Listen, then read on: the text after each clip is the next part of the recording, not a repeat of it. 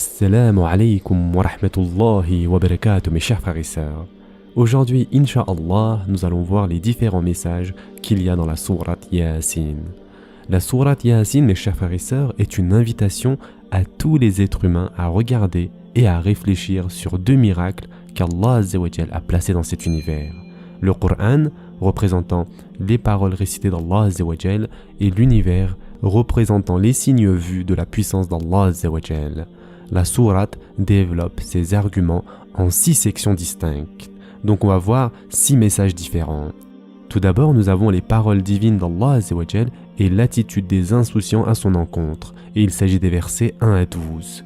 La sourate commence par une discussion sur la révélation du Coran et son objectif.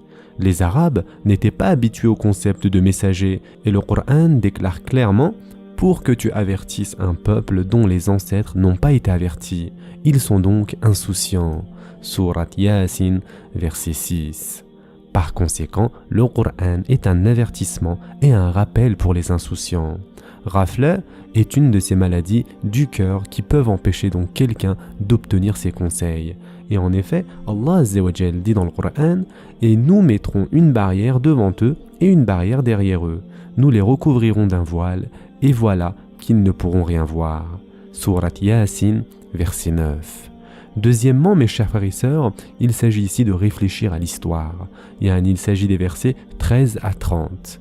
La section suivante, donc, mentionne l'histoire d'une communauté qui a reçu 3 messagers et un partisan. C'est un incident intéressant à bien des égards. C'est l'une des rares communautés qui avait 3 messagers en même temps. De plus, les noms des messagers n'étaient pas mentionnés et leurs discours n'étaient pas mis en évidence. Au lieu de cela, l'activisme et les discours d'un individu, qui peut être considéré comme un compagnon, sont devenus le centre d'attention de la sourate. Et en effet, Allah Azza wa Jal dit « Quand nous leur envoyâmes 2 envoyés et qu'ils les traitèrent de menteurs, nous les renforçâmes alors par un 3e. Et ils dirent « Vraiment, nous sommes envoyés à vous. » Sourate Yasin, verset 14. Ensuite, Allah Azza wa Jal dit « Et du bout de la ville, un homme vint en toute hâte et dit « Ô mon peuple, suivez les messagers. » Sourate Yasin, verset 20. Cet homme avait tellement de passion pour sa communauté, malgré le fait qu'ils ont fini par l'assassiner, et alors qu'il entrait au paradis, il avait encore cet amour pour son peuple. Et en effet, Allah Azza wa Jal dit « Alors il lui fut dit « Entre au paradis. » Il dit « Ah, si seulement mon peuple savait !»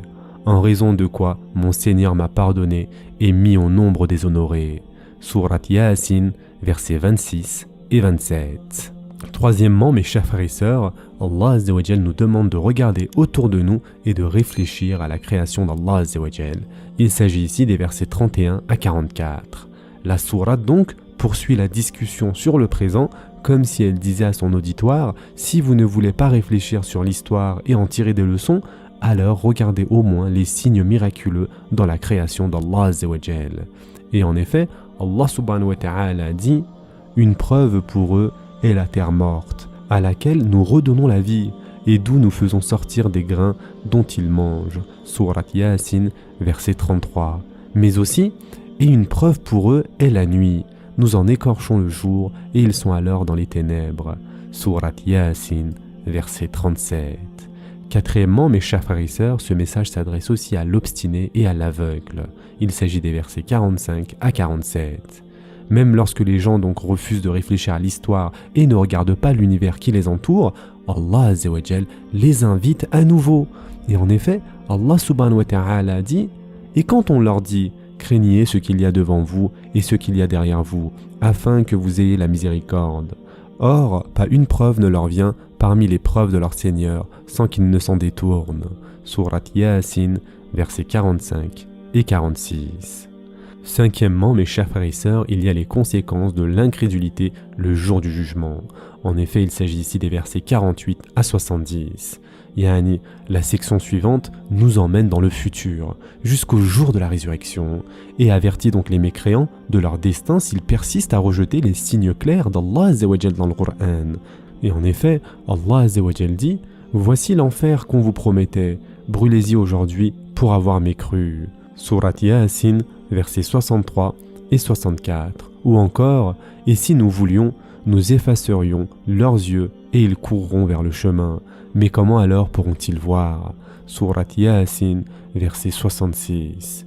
Et enfin, mes chers frères et sœurs, le dernier message, pour conclure, il s'agit ici de l'attitude d'arrogance envers les signes d'Allah Azza wa Jal.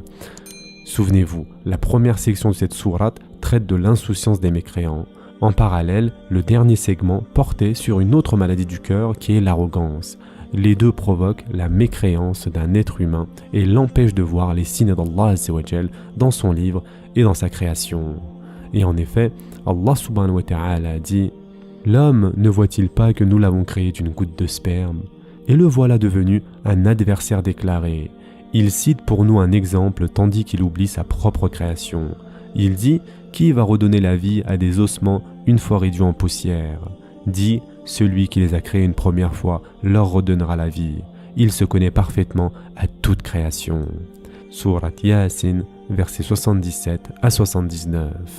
Ce sera tout pour aujourd'hui. En attendant, prenez soin de vous mes chers frères et sœurs et à très prochainement, Inch'Allah.